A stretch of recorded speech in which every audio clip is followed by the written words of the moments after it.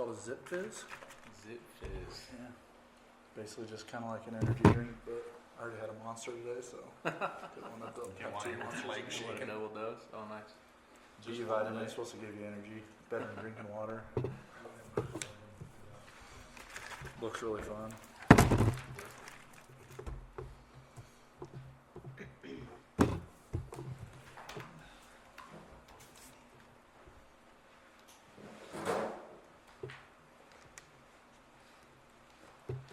You're good, Dave.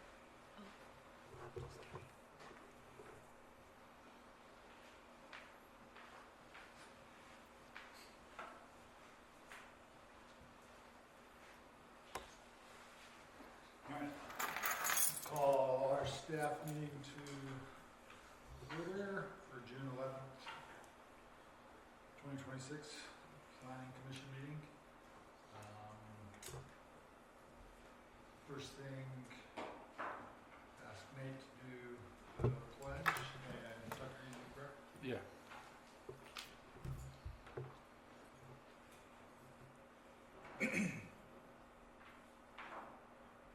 Alright, go after, now the last meeting minutes, did anybody see anything that looked weird with those? No, I thought it looked clean. Yeah. Yep. Same.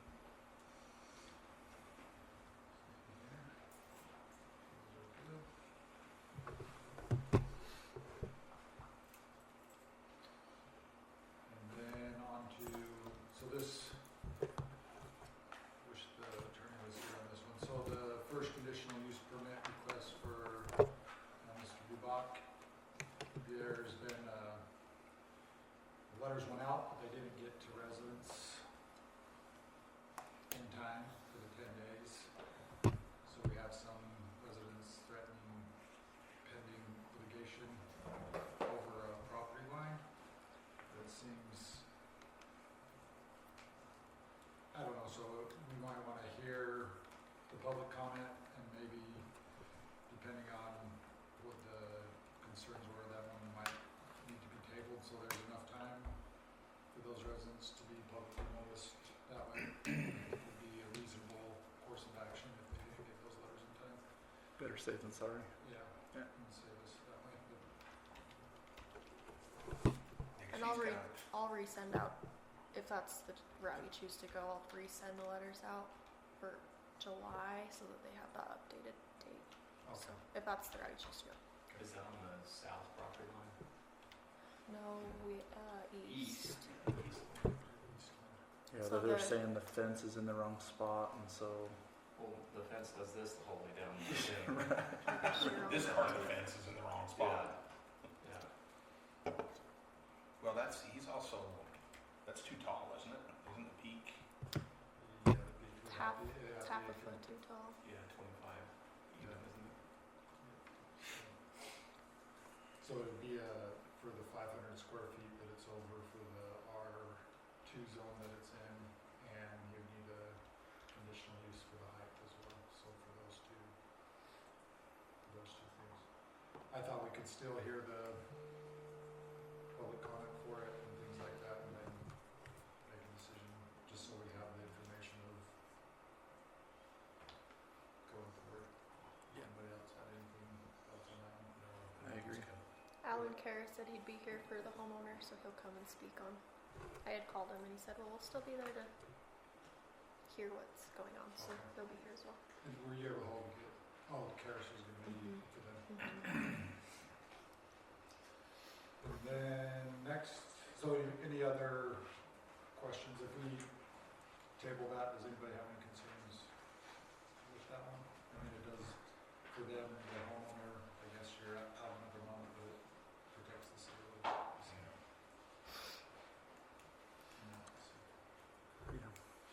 And then the next one is just 400 square feet over and everything, the setbacks and everything on that one look like they, I didn't see anything weird with that one either.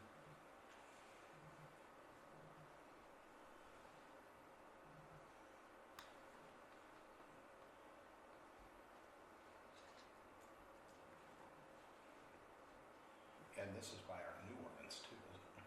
Yeah.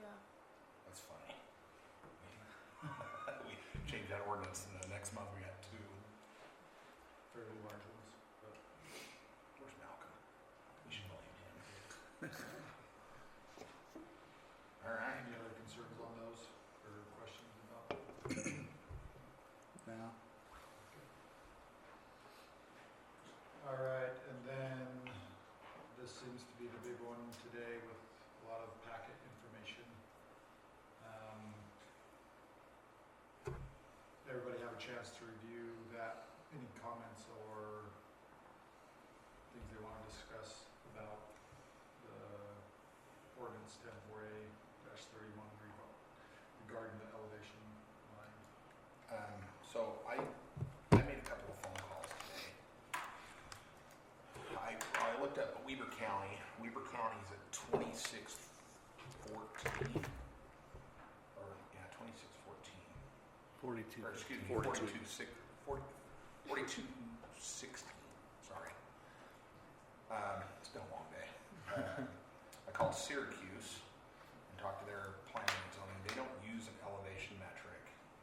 They use some different standards where, depending on where you're at on the bluff, past on the west side, and if you have to do a 6-month water study, have the Army Corps of Engineers sign off on it, and if it's below a certain level by the Army Corps standards, you have to pay for a lift station for the sewer. He's like, so that pretty much shuts everybody down. So then I called Farmington. Farmington right now is at 4218, and they're moving to 4220.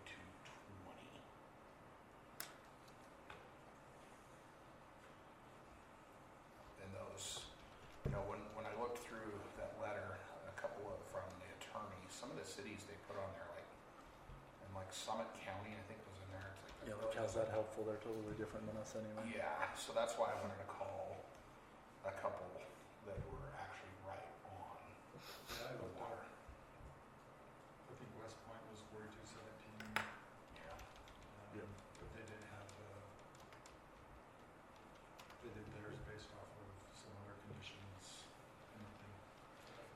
But the guy in Farmington, his name's Lyle, was really helpful, and he was talking about they still encourage him to build a couple feet above that minimum that they've got. He's like, but yeah, we're discussing moving up to that 4220. He's like, because the way different, I don't know what's changing, that they're more concerned if the water comes back. So I don't know. This was kind of a tough one. You were on the planning commission when it went to 4220, weren't you? You weren't here yet. What, because I was Thank you. 3 years ago. I've kind of got a presentation prepared for you that's a shortcut version. Yeah, Jared, you I'll wanna have kind to of, tell you twice, you probably don't want to be bored by me twice. no, but I think it'd give everybody a good context of Yeah, let's see it. Don't- Let's see it. yeah, if you want. Oh. Want me to pull it? One thing that's a little different from Farmington and West Point is our biggest risk of flooding is the South Fork of the Weber River before it gets to the lake. The lake elevation probably won't flood us, it's the Weber River that'll. And I think you work there at Weber County, but the ordinance I read does call out elevation out. You said that then they have a 3-foot wave action, and so they're really higher than that. There's a few things, yeah. Depends who you talk to on the day, honestly. But, so we have something in ordinance, like the 4215 or 16, I can't remember exactly which one. Then we used to go back, we need to be 2 foot above that. Something. Yeah, I So, got it right here. So about 18. yeah, but really, we always have them go back to like a geotechnical study or engineering study. And it kind of depends where they're at too. So it's, Weber County's code is not necessarily, like it's good, but it's not good at the same time. I don't know. Yeah, I'm trying to find It has flexibility. Yeah, a little bit. And I kind of like that a little bit, but at the same time, like you almost kind of want to cut in the sand. But you said you had the code for the county? Oh, yeah. What section is it? I was going to bring it up. What's that? What's the section? No, this is really old, but it's the one that they sent, the attorney sent. This Oh. is 1986. version. Oh, so yeah, we have a newer one than that. It's old. Actually, it might be the same one. Yeah, 16. That's what the Google said today too. Yeah, 4215, and then yeah, we see lowest habitable finished floor. I think the biggest thing, probably if you want to go through to like the example slide, that's kind of what I'm getting at. And as I read the attorney's letter, reviewed those other things, I don't think we're near as far apart on agreeing on what we need as all the drama has kind of come out to be. But this basically explains what I'm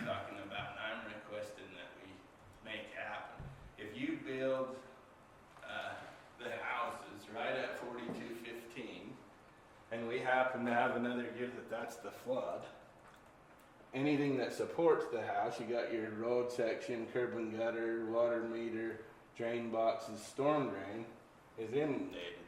It isn't going to drain their subdivision. If we move the house up to 4220, that gives us a little bit, that 5 feet gives us room to put this infrastructure in the ground. If the flood comes up to our 4215 line, we can still drain out. Everything still works and it's not saturated.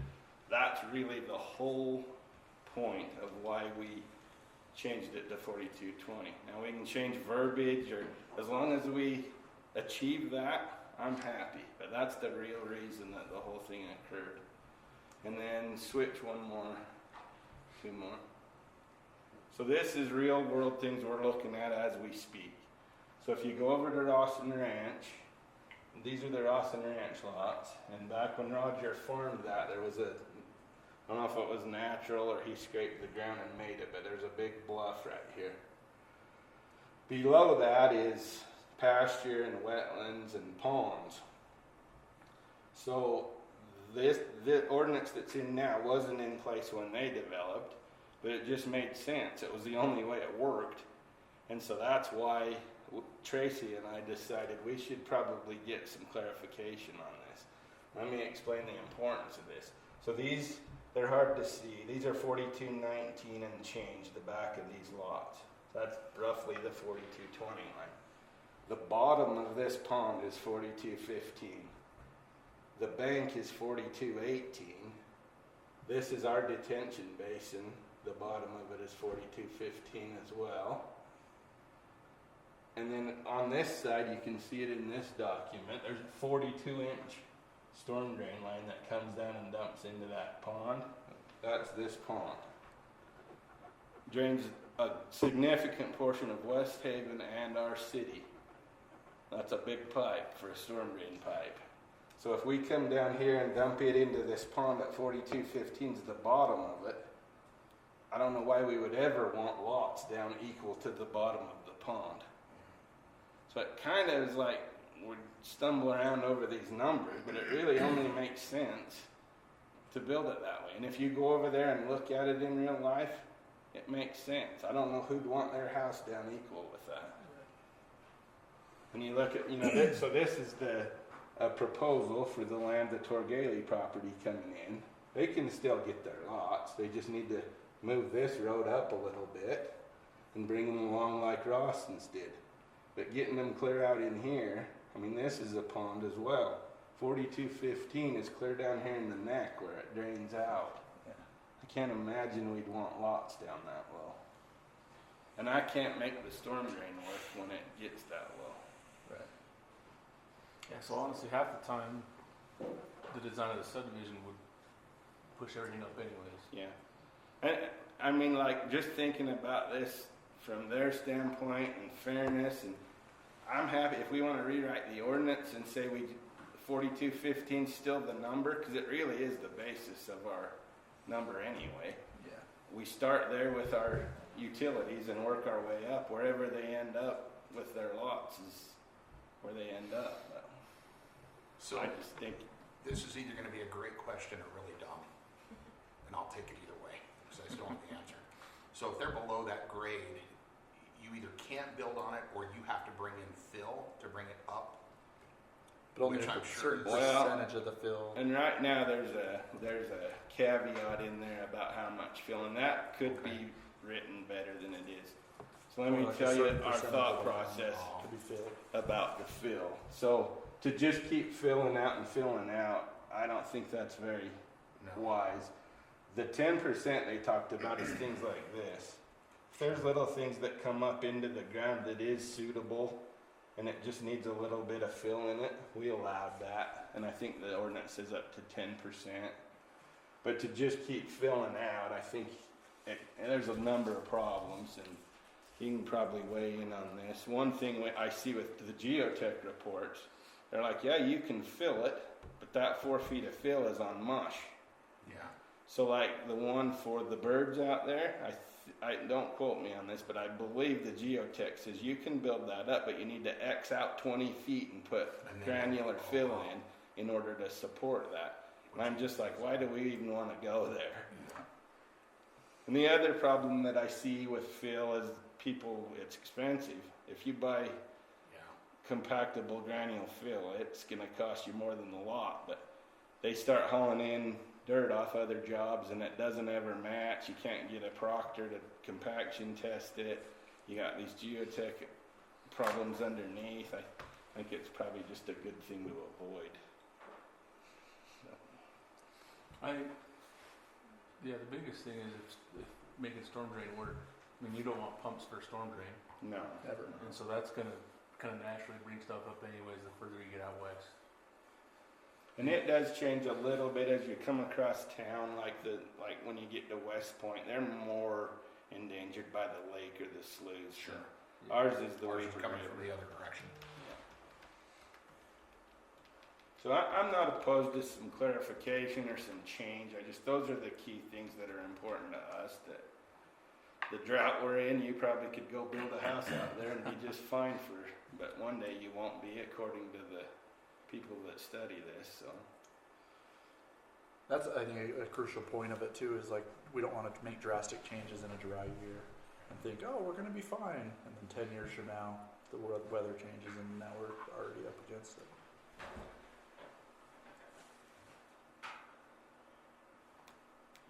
From a legal standpoint on their side with the case law, I guess, does that open us up? If we do nothing, are we at risk?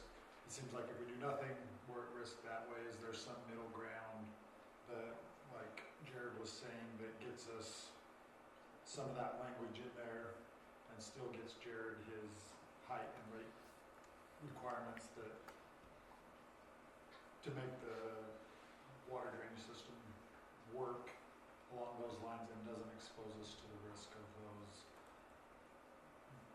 just the case law that they mentioned that way. I don't know, that was the other thought that I had when I was looking at it. Is there some way that we can get a win-win out of it?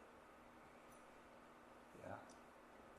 I was hoping the attorney would be here too.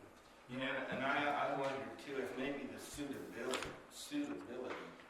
part of our ordinance isn't the place for that. Maybe we need a standalone ordinance about elevation rather than including it in the suitability part of the ordinance. Because it really deals with a whole bunch of other stuff besides that. So that would be an attorney question. Is he gonna be here for the meeting? He said he was.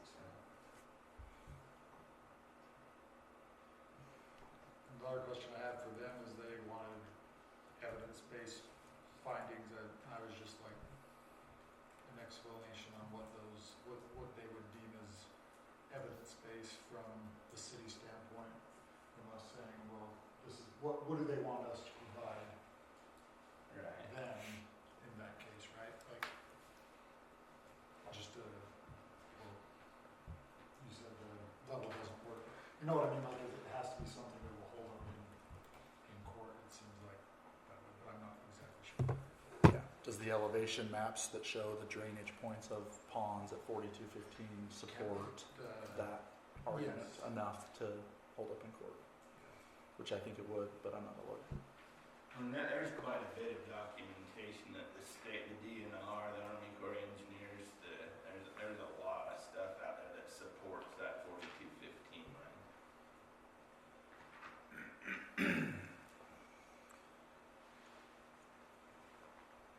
I guess we'll have to ask a lawyer. And common sense. I mean, I would urge you go to a few of these points. There's a couple places you look out there and think, well, probably be all right there. But there's, I bet, at least half, if not more, of these. If you drive out there and look, you'll be like, yeah, we probably shouldn't be building subdivisions out there. Yeah. Well, that's why I'm wondering, would it be feasible if we built something into our ordinance that between certain parameters you need a study? I was like, for even stuff that is, because I know that the county has you, the health department has you perk for, I know they're not putting in septic, just to see how fast there's something that we can put in there that would further help provide that evidence to say, put the onus on them, yeah, go and see how the land drains and. Well, not the hard part, I think, with it, like just a full-on geotech study. If you go study it this year, it's gonna tell you it's fine. And it's too long to say you gotta do, you know, if you don't do it in a relatively wet year, I don't think that's accurate data, I think. Makes it hard. Yeah, that's what I saw the problem with Syracuse, is they wanted a 6-month water study, but if you did it in the last 6 months, You're fine. yeah. I hate to tell somebody they're stuck with land they can't use, but I don't know. Well, it's usable, they just have to bring in a lot of fill. Yeah. Yeah. Oh man, I can't imagine the cost behind that though. It's not.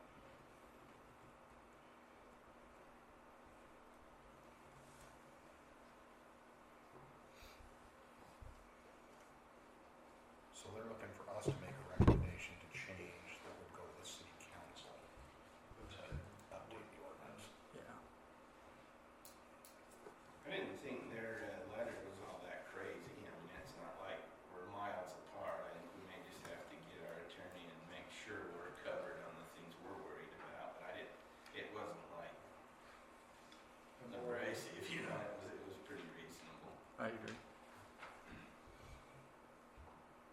Well, and that's my concern. Like, look, if you're building your forever home and building out there, then that's kind of on you. But you get a guy like me, I move out here, I don't know anything about elevation. Somebody sells me a house, and 10 years from now, I've got to have 6 sump pumps in my basement. I'm not real thrilled that it ever got approved. And the scary thing with this is you want out sump pump that. If the river's Yeah, coming that's up and the water's coming back at you from the west, Yeah. we've got huge pumps out in the shop. We can't out. Well, you're gonna just pump it into the pond, and the pond's coming right back at It's you. just gonna Everything's sit full. one big cycle. Yeah. I mean, that last big rainstorm last August, whatever it was, everything was full. It didn't matter Everything's- where you're pumping. You just flood. One thing that, I mean, the comment, obviously the lowest floor, like in this area, like no basements at all, right? Like even if they want to do a basement and put a pump in there for sewer, is there something in that code that says, I guess the lowest floor, right? The county's does, and our subdivision ordinance says they can't have a basement without a land drain system. The problem is the legislators should have changed the state code to say if they have a geotech, say they can have a basement, they can have one. Which I don't disagree with, other than we can certainly do a geotech study in a dry part. And 5 years later, it's not dry. Yeah, well, there was a person who did a study for septic in like 23 when we had the big wet stuff, didn't pass. This now a neighbor came in and passed, and now that guy's mad. You have to wait so long before you do your septic feasibility again. So it's kind of funny. Yeah. Just exactly what you're It's saying. timing. You just never know. Sounds like we have a lot of questions for Nick Yeah. at the meeting.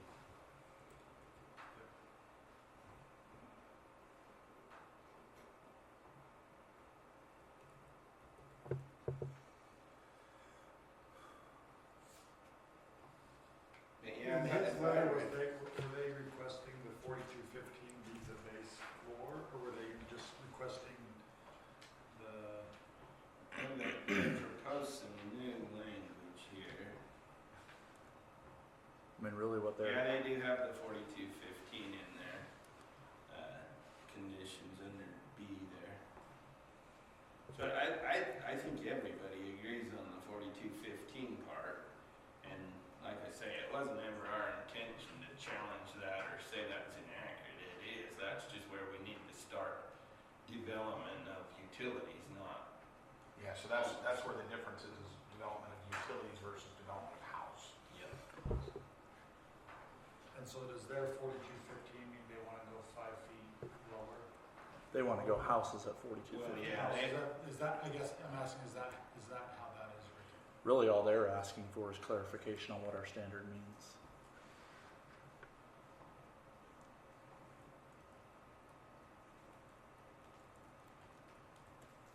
I had the same thought about the cities they provided. It's just that Summit County.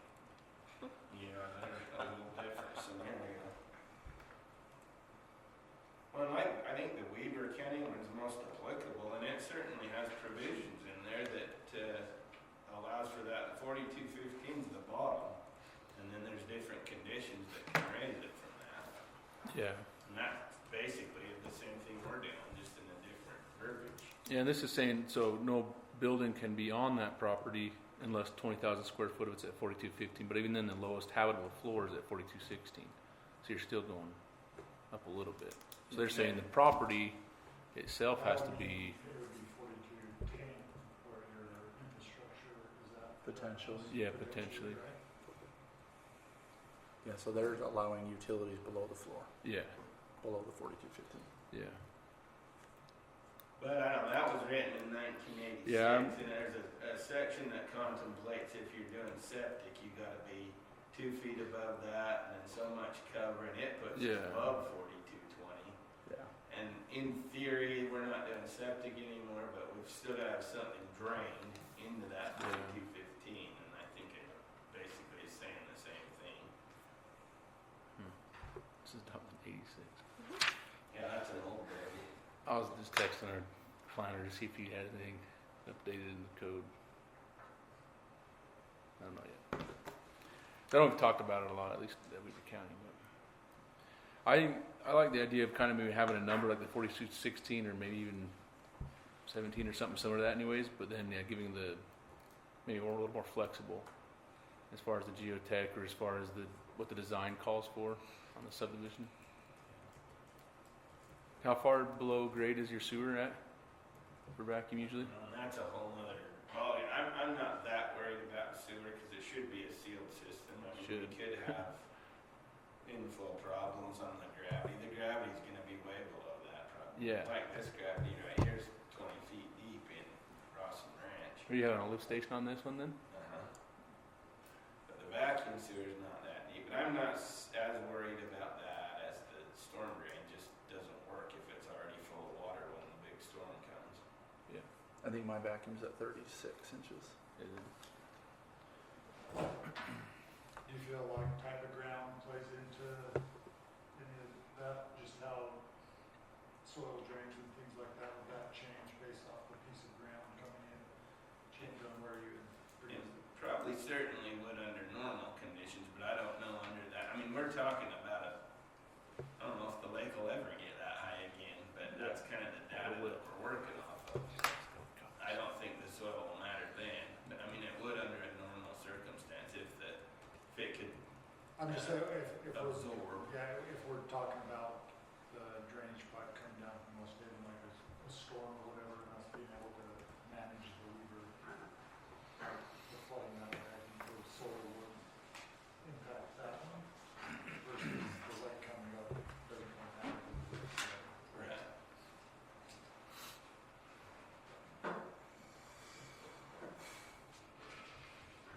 I had an eerie experience. It was like 10 years ago. I cleaned that main drain with the track hoe that goes out right to the South Fork of the Weaver River. When we got to the end of it, you don't realize how flat that is. And took the last few scoops, the river ran back halfway up the ditch that I just cleaned. The water was going the wrong way. And it wasn't during a storm event. It was a little bit kind of set in my mind how flat that is out there. Yeah. Yeah.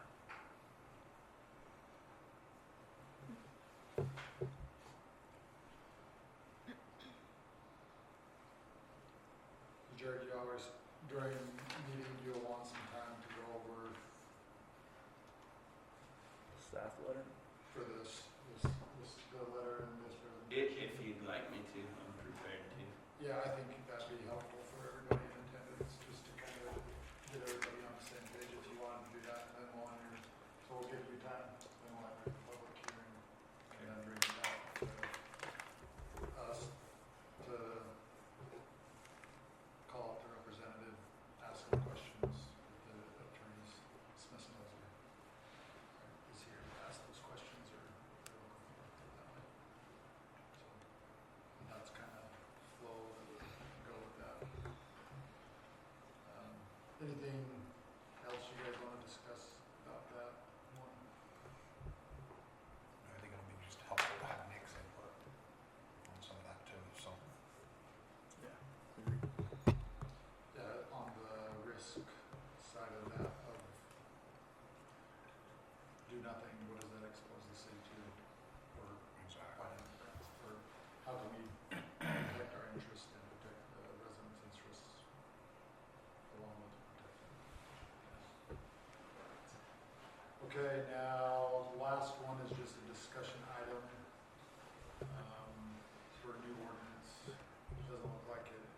just on as a discussion item.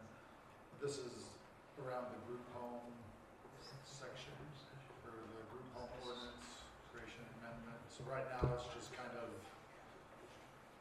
group homes are allowed conditionally everywhere.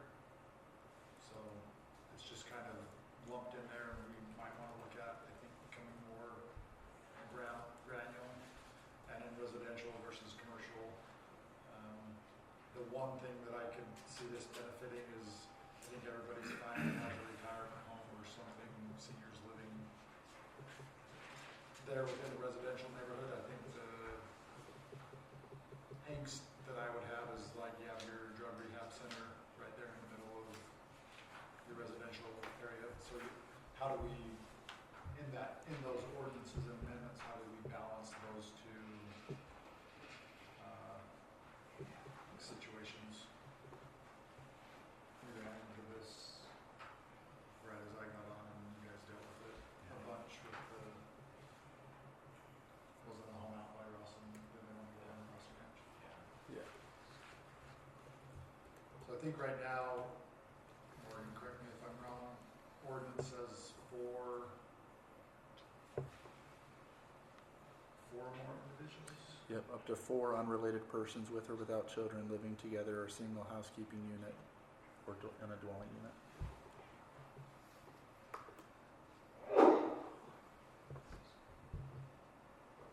Your guys' thoughts on residential, non-residential, where do we want these types of things going? Well, I know the state, when I was listening to the city council talk about this, the state won't let you prohibit some of those uses in a residential zone, up to so many people. So you can't tell them they can't build in a residential zone, but you can control the size. And I don't think it mattered what it was for. It could have been elderly care, it could have been disability care, it could be drug and alcohol, but that you can't limit where they go. Yeah, the type, or which zone they go in. I guess that's discrimination. Yeah, if I could interject, it's from the Federal Fair Housing Act. Persons with disabilities, which can include drug addiction, so elderly, adults with disabilities, people going through drug treatment, troubled youth, they are all protected as a development use, and you have to allow them anywhere that you would allow residential development within the community. However, as has been mentioned, you can control the size, you can control things like parking access, things like that. But yeah, you have to allow them. That's a federal law. You have to allow them anywhere. You cannot discriminate against them in any way that you would allow any other type of housing. Yeah, makes sense. I guess that, what recommendation based off of size? I know some of the stuff they were having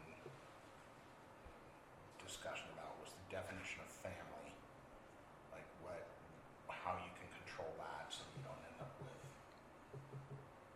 a house with 15 college kids living there.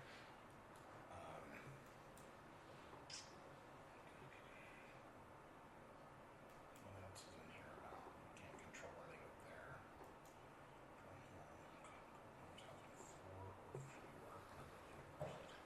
Shall be permitted use. So they've got it limited to 4 currently. So that's, I think, what they wanted us to look at too, was kind of the quantity, the amount of people. To reduce that number? No, because there were some other questions in there.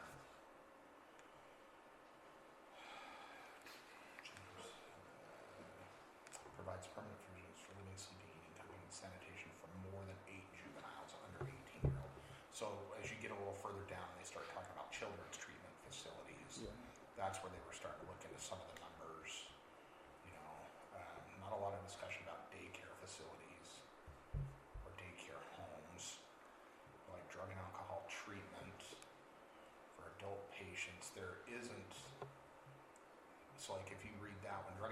treatment facility and establishment or portion thereof. There isn't a number, so it provides a treatment program for adult patients Oh, 18 years and it's older. It's on the previous, next page. yeah, the next one. That one goes down. It defines a family and then. A group of more than 10 people not related But by blood or marriage. I don't think that, Is that tied to that? I don't think it's section? tied to that drug and alcohol treatment facility. It's like a new header, Because it's all it's a new family. header under family. Yeah, I agree. That one doesn't have a quantity. So in it. I think they're looking for kind of our thoughts on quantity there. It's funny because every other one has quantity in it Yeah. besides that one. And daycare doesn't either. Oh no, daycare does 12 individuals. Foster care. Foster care, 7 to 13 children.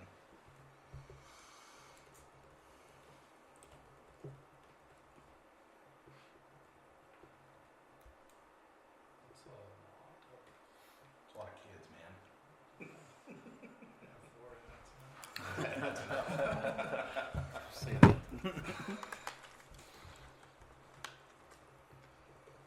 So I don't know.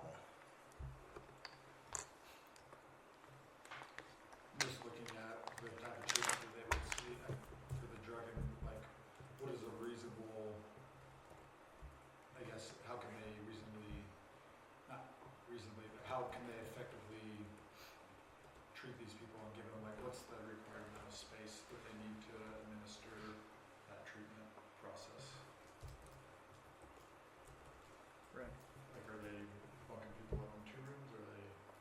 The state had a bunch of regulations Yeah. on it. I'm trying to find, There's a ton of regs on I that. know it's on And how many staff they had to have per person. patient or whatever, yeah. I can, let's see. Then you've also got like children's treatment facility, which I'm not sure how you define, provides treatment for substance abuse. So that one for kids, all it says is making sure that they have permanent provisions for more than 18 or more than 8 juveniles, but there's not a maximum. There's not a maximum on that. And then provides treatment for substance abuse, therapy, rehabilitation courses, type of definition shall include group foster homes with more than 13 juveniles. So I think that's kind of where they're looking at, okay, how do we pair this into a reasonable number in some of these?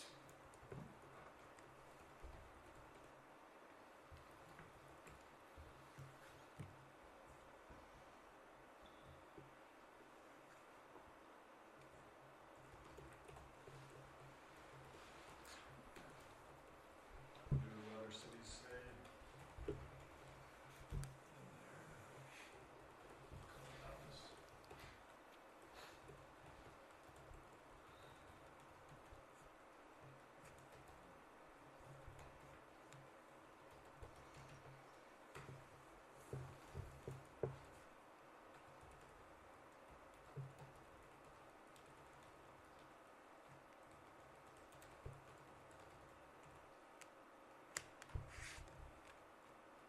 One staff member for every 4 patients. That's Utah's code. Yeah, and I think when they went through this the first and second time, and they kept talking about that there is, it doesn't go city by city on some of that stuff. That's like state. Yeah. Puts all the regs down. Yeah, and what kind of education, what kind of basically certifications they have, all that kind of stuff. So it can't just be hiring Bob off the street to. You can have multiple people in a room, but each person has to have at least 60 square feet for each room size.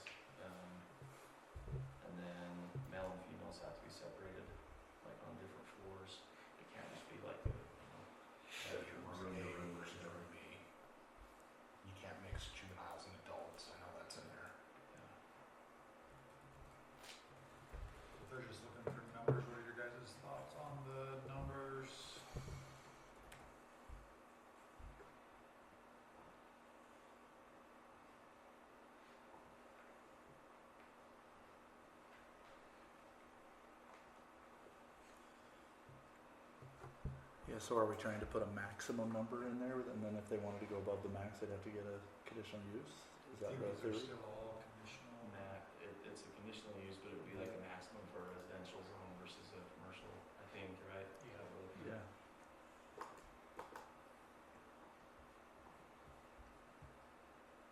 Because that I think we can differentiate. Commercial zone, it's X amount, residential zone, it's this amount. But you still have to allow it. This is a discussion item, so we're not taking action on it tonight, but just to.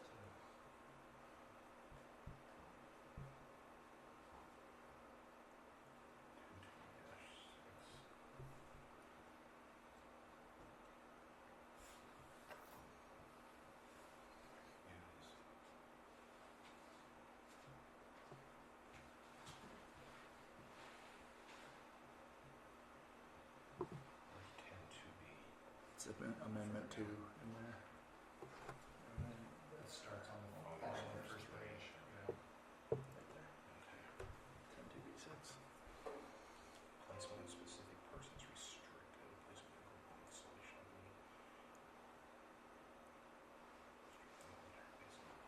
confinement. So,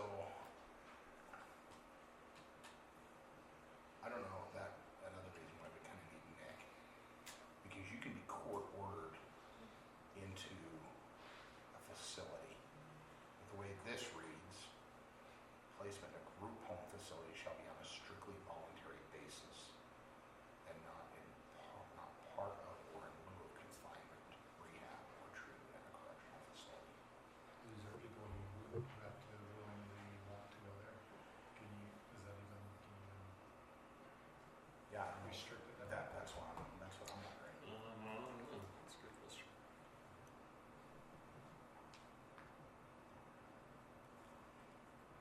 Let's see if the state code says anything about that.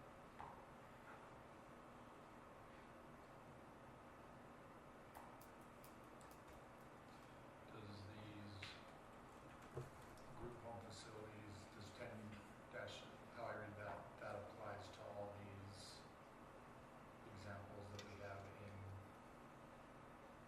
the next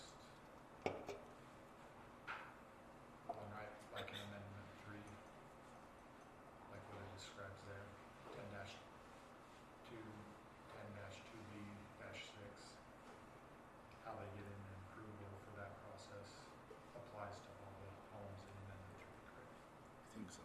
Yeah.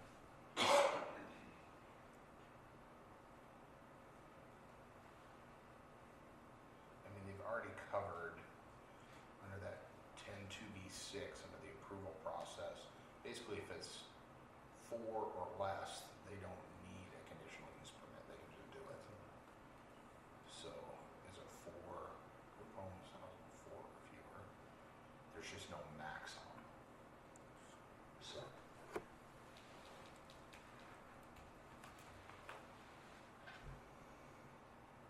And the definition doesn't it give it a maximum?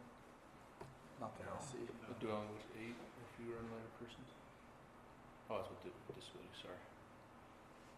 Not in group homes. The group home for the elderly is 8 or fewer. And same with disability when right above it Disabilities. is 8. Elderly person, I do kind of object that they're using the age 60 for elderly. Getting a little close to that. Yeah, right? So, families up to 4 unrelated persons with or without children. But there's No max on it.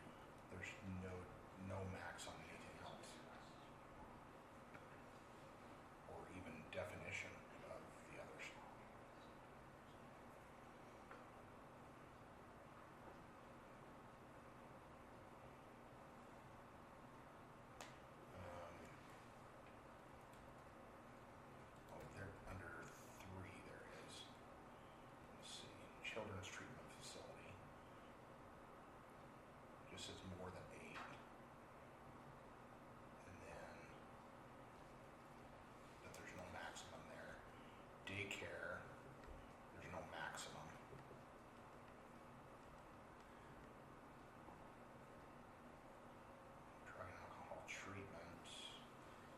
daycare home does say where more than 6, but no greater than 12 individuals. Oh, there we go. All right. Good job. Thank you. That's We in should the probably bottom. trade screens. I got the big one. Missed that. Daycare is less than 12. Yeah. Under 6, I don't think they need a CUP. Yes. But there's no min-max on drug and alcohol treatment facility. Is Other that- than, well, if it's 4 or less, Well, the way I that's read fine. the way I read this is it's because we don't allow it at all. So really, you can only have a group home if it's for the elderly or person with disabilities. I'm reading what 102B-6A. Placement in a group home facility, which in my mind is the disability or elderly, not confinement, rehab, or treatment in correctional facility. So the way I read that is we don't even allow it anyways. But So could there they get shouldn't us be in a trouble minimum if they max. consider a drug? Yeah, and that's what, I guess I'm just saying that's why there's no minimum max, is because I don't think it's saying it's the allowed. max at is all. 0. Yeah. Oh, for the approval process. Yeah. So anything over 4, there, it's just not even addressed, or it's saying we don't even allow it. Yeah, If it's that's 4 or under, it's, Yeah, they don't need a you're- CUP. They don't need to do anything. I think it's needed. Yeah. You talk about it more as far as if they're allowing the confinement, rehab, treatment. And if they are, they need to define that and then give some min and max for it. Yeah.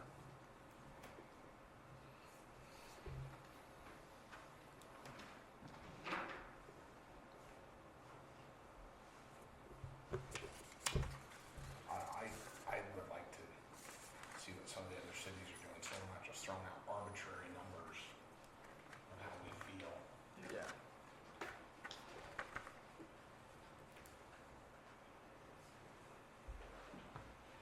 So that would be something I'd be willing to kind of look into and find out some of these definitions and from some other surrounding areas.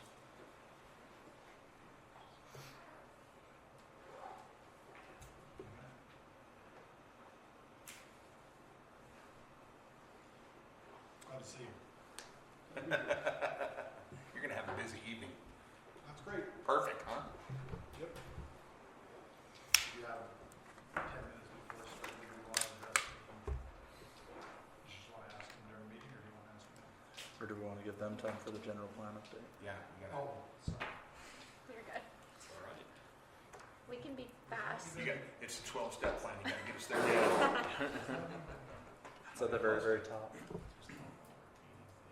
On the work part. I'm sorry, I should have done you guys first. That's okay. Well, I'm Jenny, and this is Brian. We work with JEB Engineers, and we're going to be part of your team to help you with the general plan update.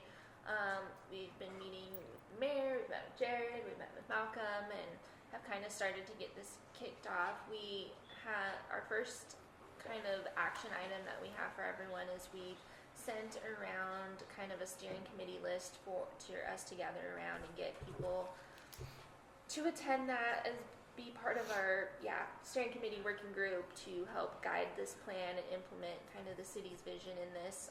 So we have suggested members, some that are city staff, mostly we would like community representatives, so lifelong Hooper residents, newer residents, younger, older, agriculture representation, as well as you guys are also updating your parks and active transportation. So any youth sports organizations, trails, bikes enthusiasts, stuff like that. So we've sent that over to the city, and I'm not sure if it's made its way over to you guys as well. But we're hoping that get a good list of people. It can be multiple people per category because we need to make those invitations. Some people might be able to participate, some people might not.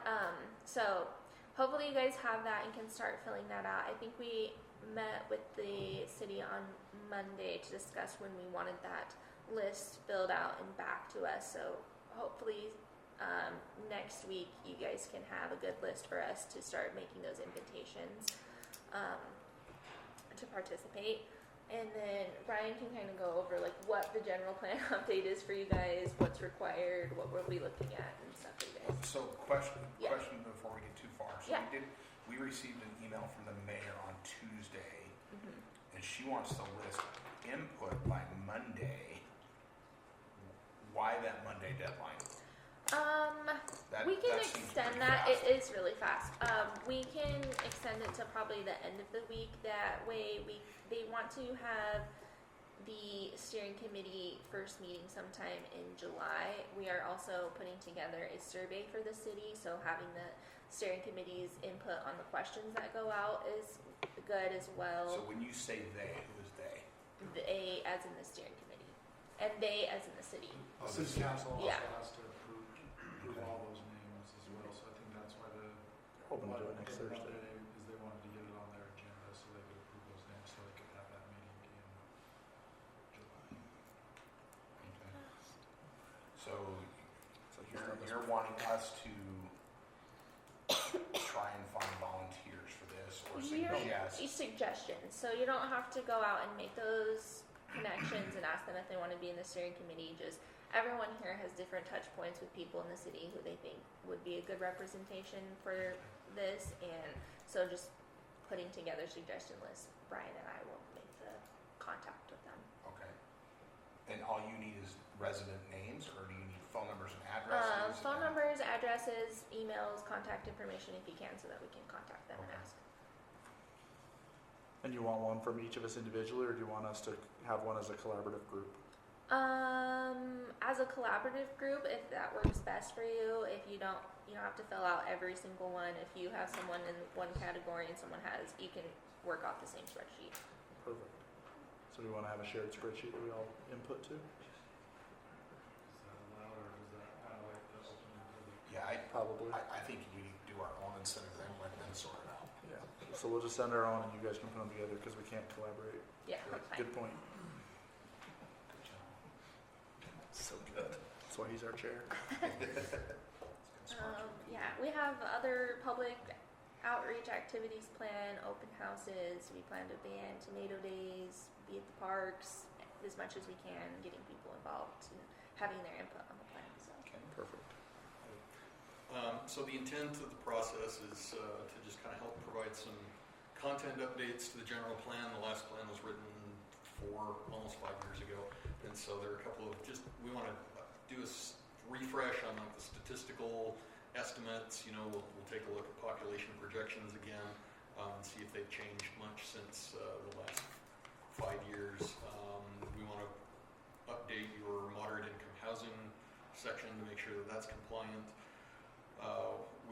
and up to date with state code. And the city, you're not quite there yet, but you're getting close to the point where the city is required to produce a water use and preservation plan. So we can kind of set the groundwork for putting that information in your general plan, so that once you do trigger that, you hit that 10,000 person population threshold, and then the state's going to require you to include that in the document. So we can start getting you prepped on having that information available, so that when you hit that threshold,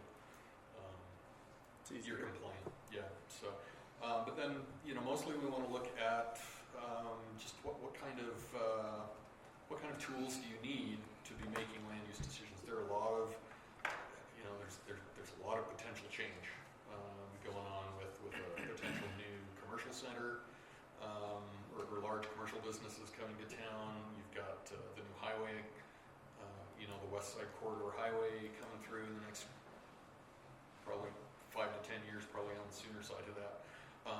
Those are going to bring some big changes, and the mayor, at least, and talking with Malcolm, there's a sense that your current zoning code isn't providing enough options to deal with the diversified need in housing, diversified needs in commercial and other retail services and things. So we want to kind of just get some ideas on what types of development do you think would be compatible scale-wise and location-wise, and how can we come up with kind of a more varied toolbox for you, to use to try and find ways to accommodate development that you think is going to fit the community's character. And then we've also got a sub-consultant working with us who's going to do some economic analysis to try and provide some ideas on what the costs and benefits are to providing opportunity for these different types of development. How can we make different varieties of housing? How can we work with developers to help different varieties of housing fit into the community and not be a burden? How can we encourage commercial and retail that will broaden the tax base and the services available for residents? So can we get an email for where we can send our suggestions? Yeah. Absolutely. Then I think it's important to make sure that we're not just listing people we think are going to agree with our viewpoints, because Yes, that just creates absolutely. echo chamber. It's very It has to be myopic. very diverse. Thank you, Jenny. You probably have it, but Yeah, we want a good, broad representation of the community. I like it. By Monday. How often, I'm curious, how often do those steering committees meet? it's varied. Meeting often can kind of be a scope strain on like what you guys can afford, but it depends on how far we get with each group. If we have to do shorter, but more frequent or longer and fewer in between, it really depends. There's like 1 to 2 meetings a month. Yeah, we're kind of targeting one a month Yeah. for now to see how that goes. Just as you're inviting your.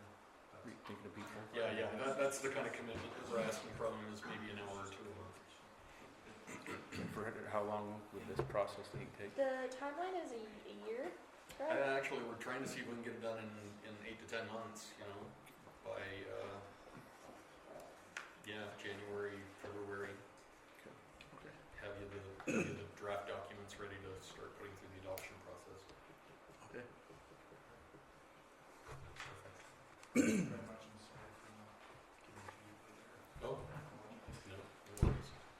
But thanks for helping us out with all those other questions. You did great. Oh, yeah, Well, even glad I better, can help. We're going to put you in for an hour overtime. I'll just, I'll bill Taylor. Motion to close our work meeting. So moved.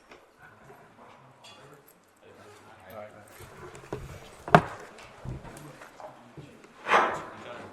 Thank Thank you. you.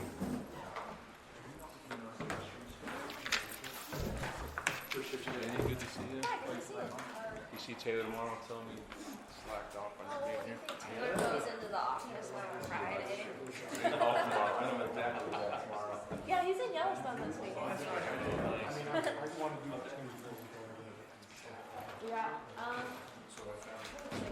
I guess I would say just look at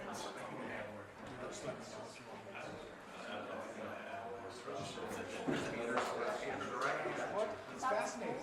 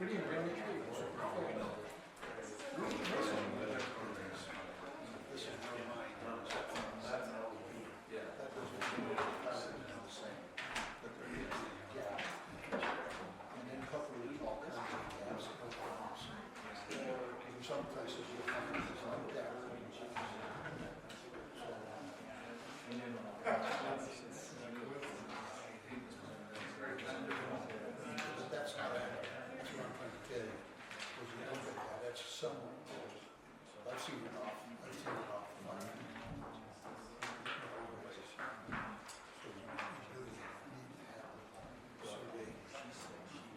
All right, we'd like to welcome you all out to our June 11th, 2026 Hooper City Planning Commission agenda.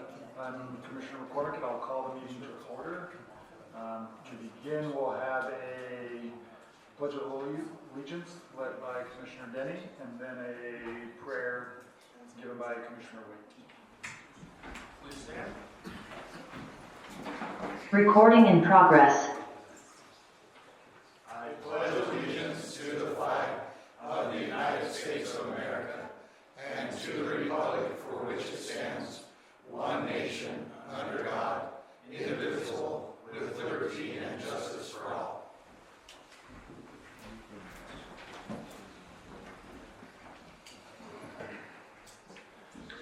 I'd like to thank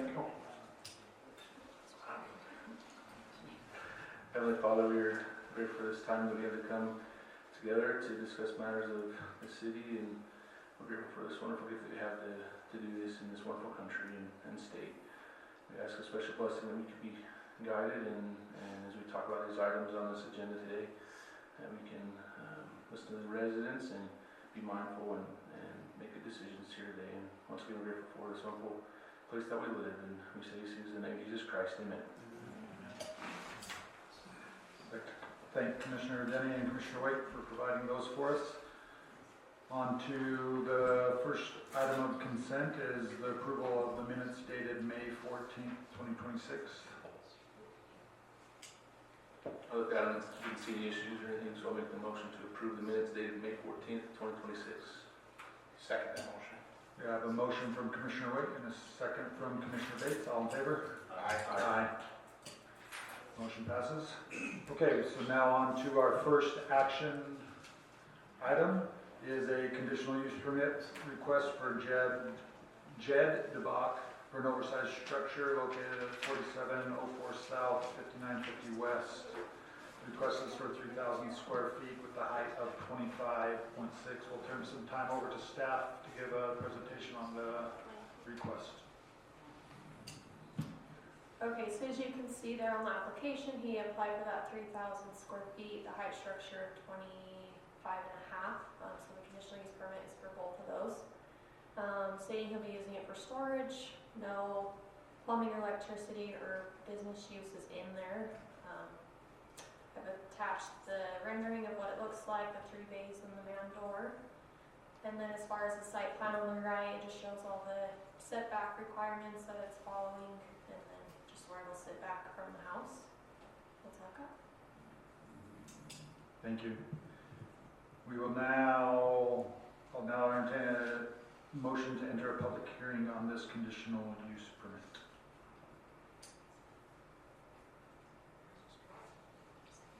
So moved. A motion from Commissioner Bates and a second from Commissioner Widdowson. All in favor? Aye. Okay, so now we're in a public hearing for the conditional use permit. If we could have, as you come forward, please state your name, if you're a resident, and then you will have 3 minutes to comment on the conditional use permit.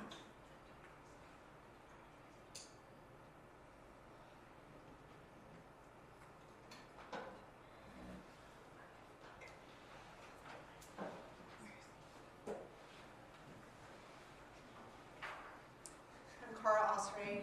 Would you want my address or? No. Sorry, I'm Hooper resident. I'm just really disappointed in you that you didn't take this off the agenda today because the state law requires 10 days. The envelopes were postmarked June 8th, which was Monday. We got our letters yesterday. That did not give us 10 days. That gave us 1 day to look at this, to think about it, and to figure out how it's going to affect us. I live directly behind him, and I've met you. You're a nice guy. But that's a monster shop. That's like 2.5 times the normal size of a shop. It is going to affect my property. It is going to shade it. It's going to take away the sunlight from my garden, from the grass, from my chickens, from everything. That is huge. And I realize that he has his race cars and he wants a place to store them, but that is just really huge for a backyard shop. And again, we're really disappointed that you didn't give us a chance to think about it and really talk to others about it first.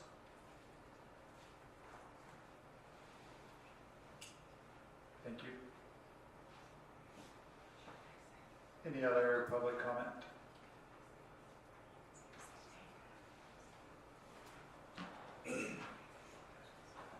My name's Kitty Peacock.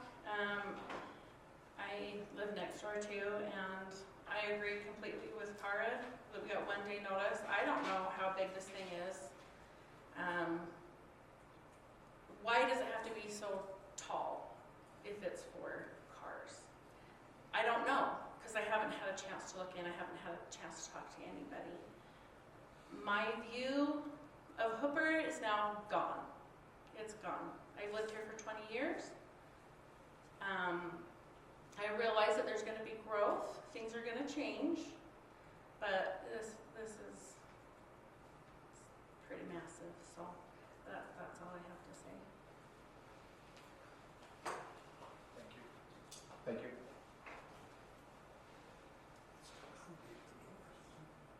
Any other comment? All right, I'll entertain a motion to close the public comment. I motion to close the public comment. Second. I have a motion from Commissioner Denny and a second from Commissioner Wisdom to close public comment. To close public comment. All in favor? Aye. Aye.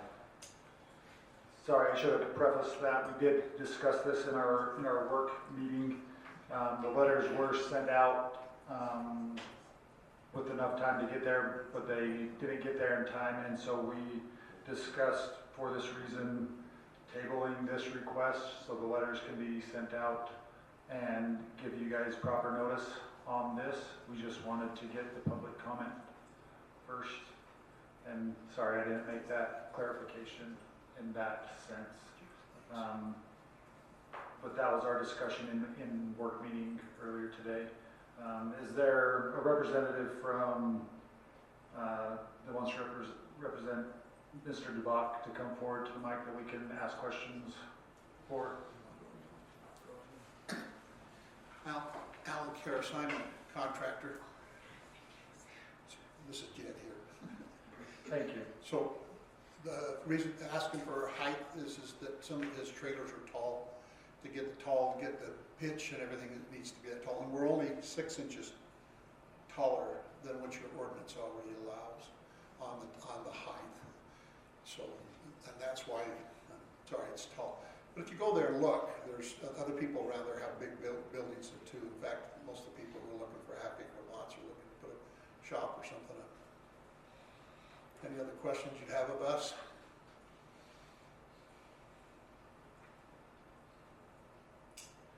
No, thank you. Thank you.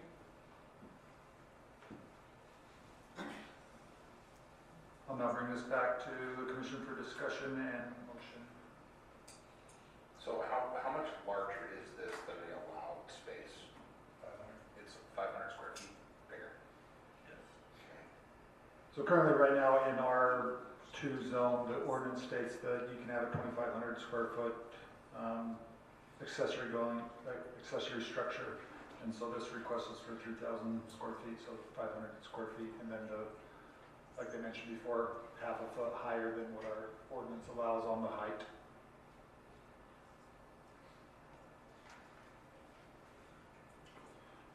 And I do apologize that you didn't get the letters on time, and I do apologize for you guys because that puts you guys back another month on constructions and having you come back to this meeting again. I understand there's mistakes.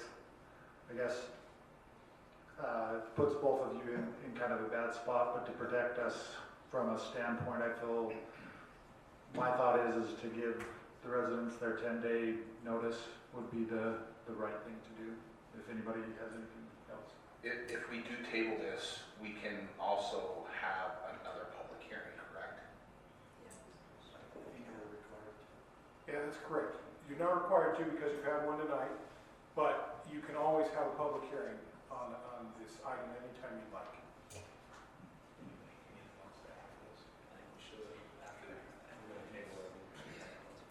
Okay, I'm gonna go ahead and make a motion that we table the request for a conditional use permit for Mr. Jed DeBach.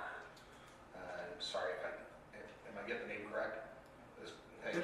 It's been said worse, but yeah. And with that tabling, I would like to propose that this reappear on the soonest agenda possible with another public hearing for local residents to have a decent amount of time to comment. Second. I have a motion from Commissioner Bates, a second from Commissioner Waite. All in favor? Aye. Aye. Okay, motion has been, it has been tabled.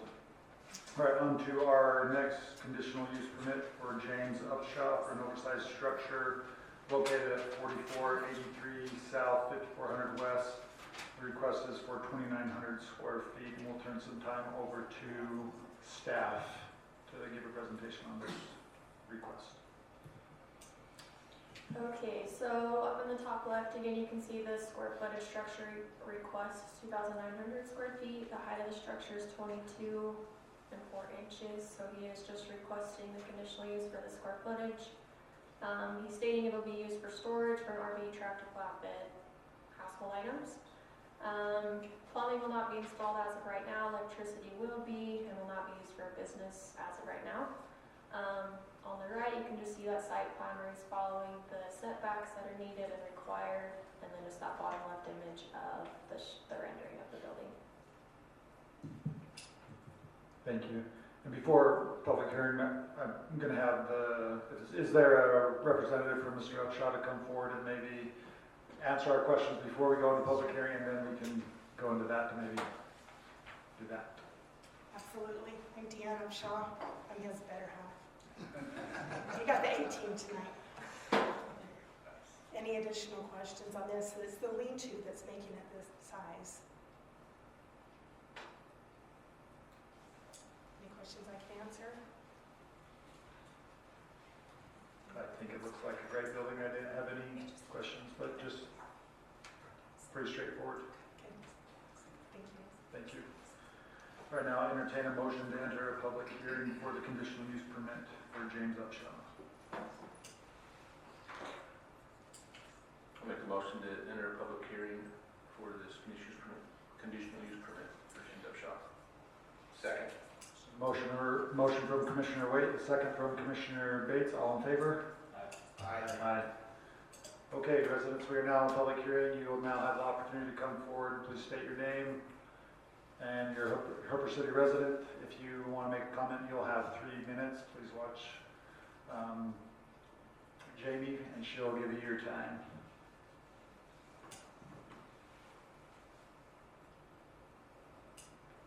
Seeing no public comment, I'll entertain a motion to close public comment. Move to close public comment. Second. We have a motion from Commissioner Denny and a second from Commissioner Woodison. All in favor? Aye. Aye. Okay, we're now back for discussion on the conditional use permit for James Upshaw. Is there any other discussion items? This one looked pretty straightforward to me.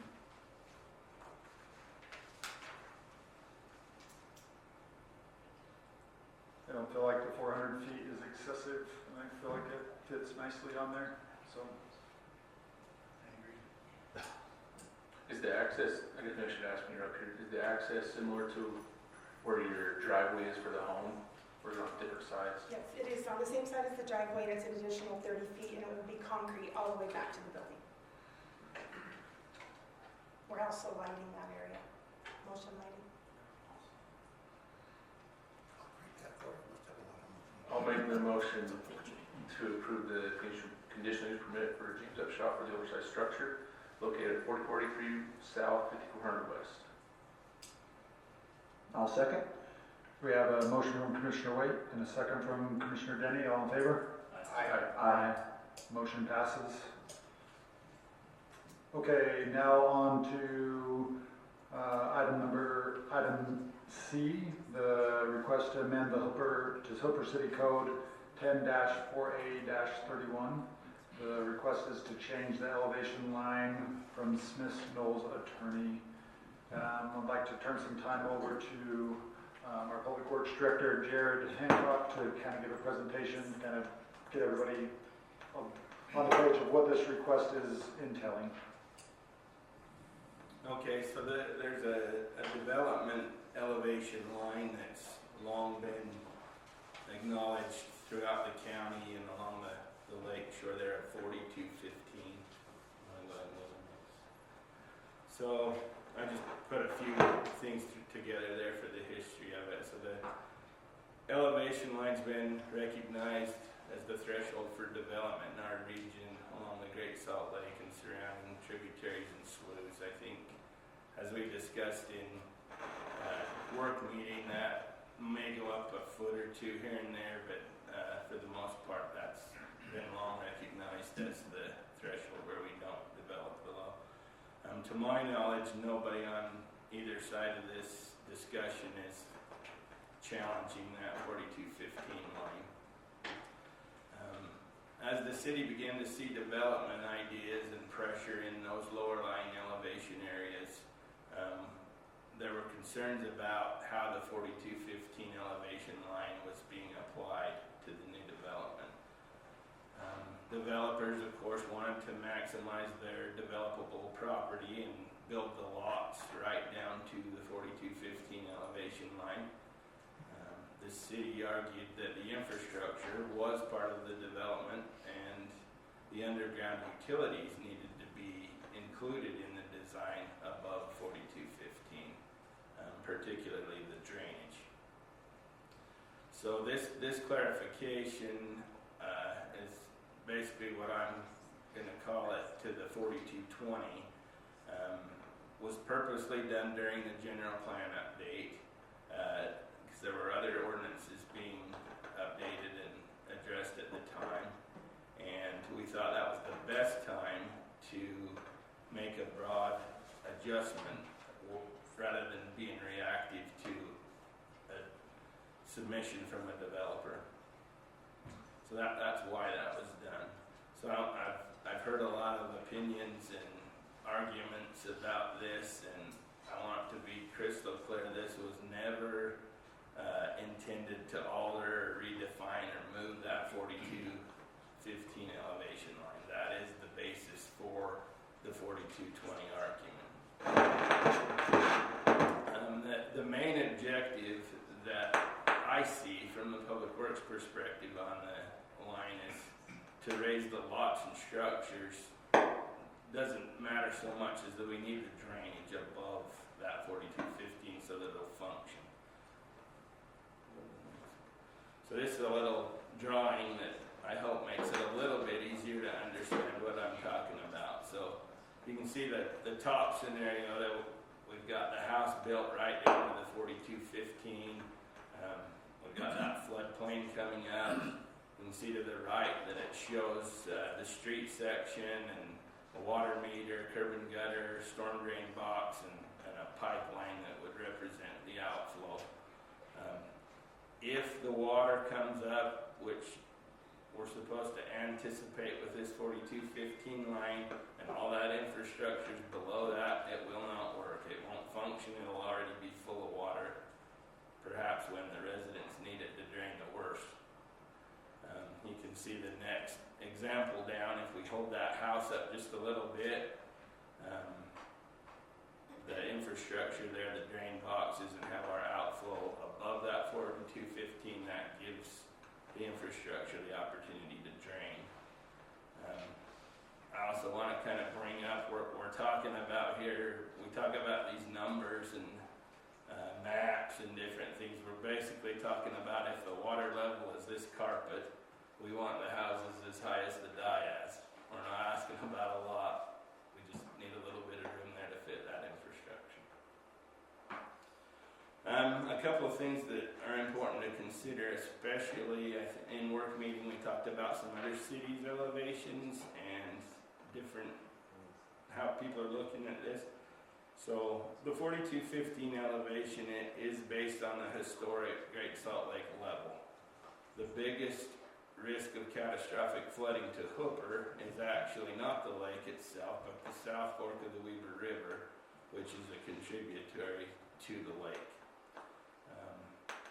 The flood elevations are higher along the river, and I think in that memo I sent you, there's a snippet from the Division of Natural Resources report that I read, and they estimate that 80% of the elevation up to 4220 would be underwater if we got the lake to the level 4215.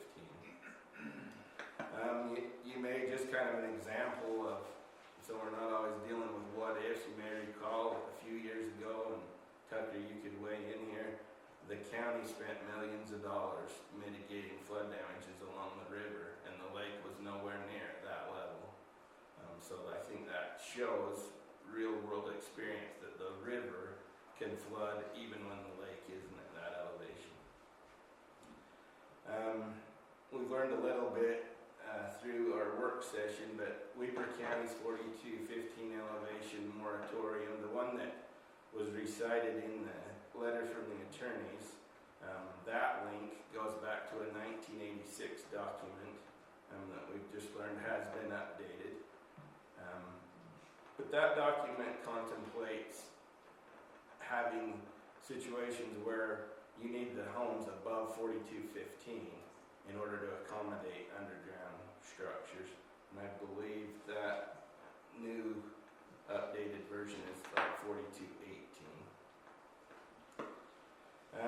One thing that often gets talked about during development is, can we fill these low-lying areas? And I suppose we can. The problem we run into is the type of fill that's brought in is generally off other jobs. It isn't structural in nature, and so when we start filling large fills, there's no way to test it for compacted, if it's compacted and if it's suitable to build structures and infrastructure on top of. If we were to haul in granular structural engineered fill, I think the cost would exceed the value in the lot.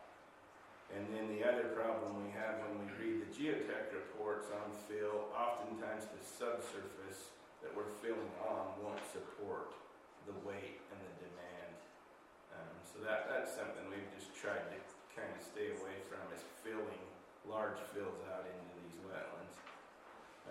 The current ordinance does contemplate a 10% scenario that is interior. And what was intended by that is if there's a ditch or a swale or a low spot in a piece of property that is generally above the elevation and it can be developed, we can allow some fill in those areas and work that out in the development plans. We just don't want to keep going further and further out into the wet areas. And that's something that probably could be adjusted and made a little more clear in our ordinance. So this is kind of the most telling slide, I believe, and maybe it makes sense to people. I'm just going to mock up there. So this is real examples of some existing development that we have in place and some proposed development that's coming that directly deals with this issue. So these are the lower lots in Rawson Ranch, Phase 1. They were built before we had the 4220 rule, but the developer's engineer worked with us and really everything worked out to be about equal to the 4220 rule, just out of function. So if you look, there's a pond right here. That's where all that water drains to. And then the storm drain in the subdivision itself comes down and goes into this pond. Well, if you look at the elevations, the bottom of the pond is 4215. The bottom of this pond is 4215. And the banks are like 4218. So the back of these lots is 4219. And then they go up a little bit to the curb and gutter.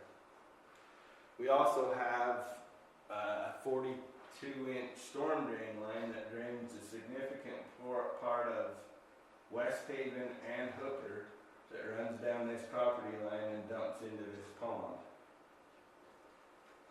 So this is a development that proposal that they've come in with as a concept. And you can see this is the area that's too low on these lots. If we shifted that road a little bit, they could still get their lots and stay out of that lower area. I think it's a crazy idea to approve building lots equal to the bottom of the lake that we're draining half the city into. So that's kind of my point. I think there's room for some adjustment in that ordinance and clarification. I'm not opposed to that, but I do think we need to start with the elevation of our drainage facilities at 4215 and work up from there. Thank you, Jared.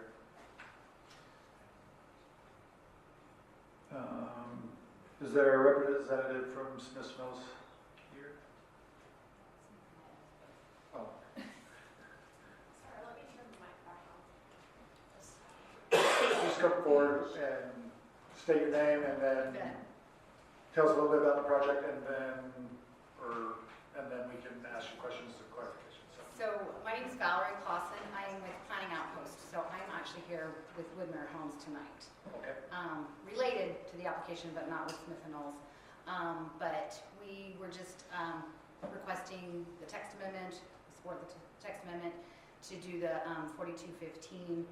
I've been trying to get hold of the city engineer, no calls. That's because in that memo, and Jared, you mentioned that you had provided information. Is that in addition to the memo from JUB, or that was you gave JUB pieces of that letter? I did a memo to the planning commission. There's an amendment to the packet, so you'll see that memo online. Oh. That you submitted. Okay. Okay. That was not there before.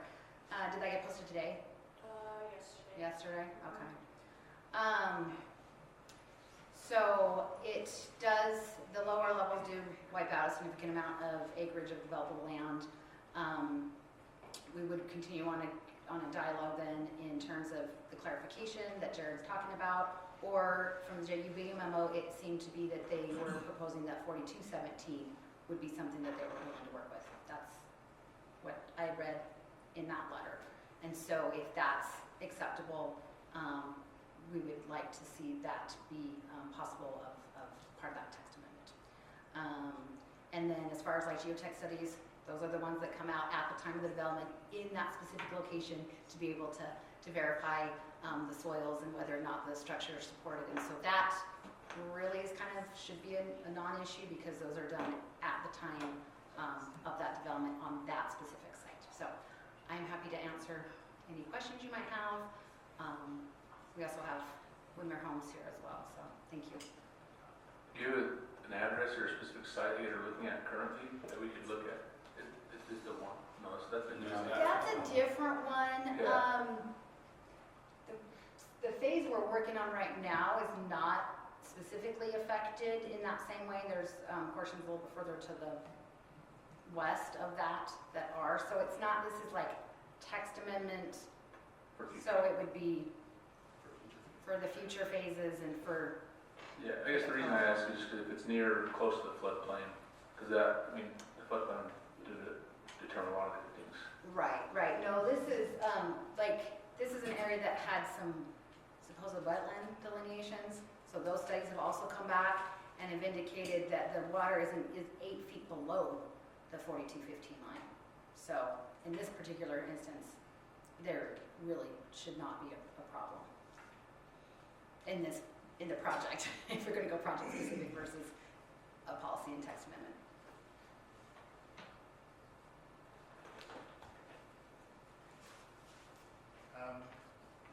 So one thing I had in the Smith Knowles letter, they said to reference specific evidence.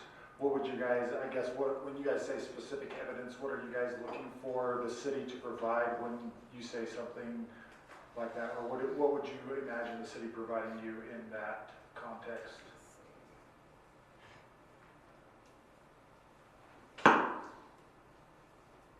When you say specific, okay, which section of the text amendment? It's in the Smith and Knowles letter in section 1, purpose of the proposed. Oh, it's not in the text amendment. Okay, Yeah. that's why, okay.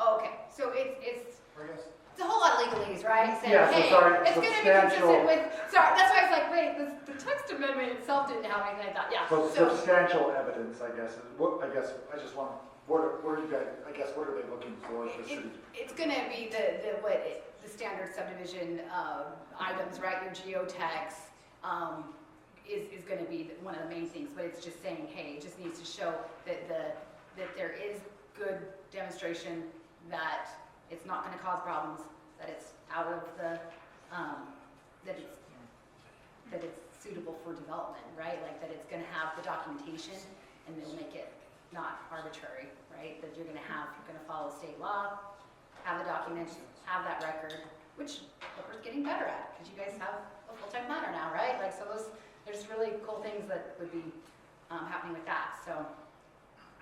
But yeah, that we have on record. And it's gonna tend to be the geotext and any of the engineering studies associated with that project. Thank you.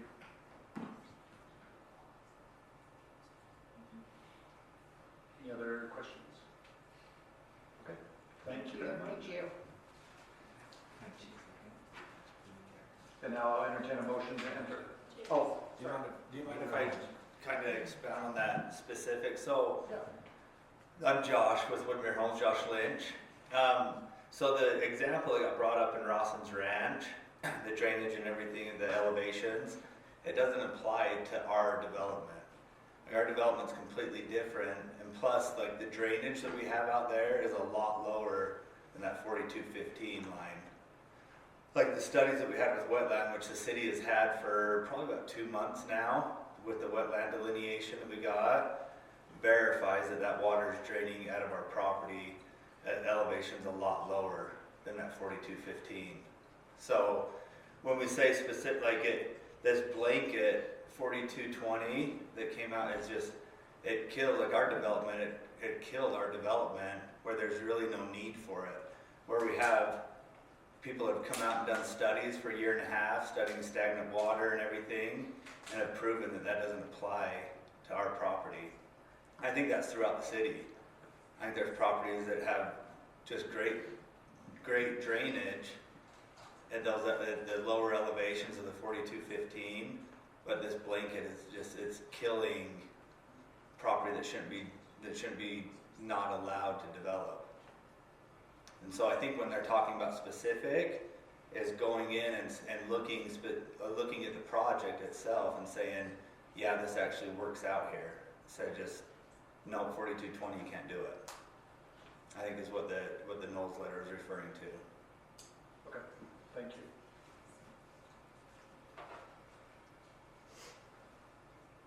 Okay, now I'll entertain a motion to enter a public hearing for the discussion of motion on the Smith Knowles elevation change line.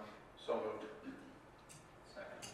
We have a motion by Commissioner Bates, second by Commissioner Woodison. All in favor? Aye. Aye. Okay, we're now in a public hearing. For those citizens that want to come forward and make a comment, please just state your name and you're a Hooper City resident, and you can comment on this proposed request.